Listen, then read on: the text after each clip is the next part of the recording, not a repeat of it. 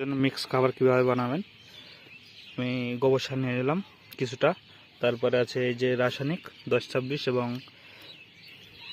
DOP, তারপরে কিছুটা কলার পাকা খোসা গুঁড়ো অল্প করে নিয়ে নিলাম, এবং এই যে এটা দেখতে পাচ্ছেন ফসফেট আছে এবং পটাশ এবং ইউরিয়া, সব কিছু দেওয়ার পরে এটাকে একটু মিক্স করে নেব। একটু ভালো করে নাড়িয়ে নেবেন, ব্যাস মিক্সিং রেডি।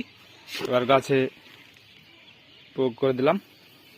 এই যে এটা আমার উজ্জে বা করলে যাই বলেন গাছ, এটা একটা ক্যারেট আছে, আমি 2 মুঠ মতো দিয়ে দিলাম।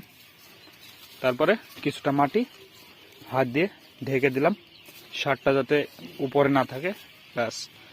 এরপরে পানি দিয়ে দিবেন, তাহলে অনেক ফলন পাবেন। ভালো থাকবেন, সুস্থ থাকবেন, দেখা হবে পরবর্তী ভিডিওতে।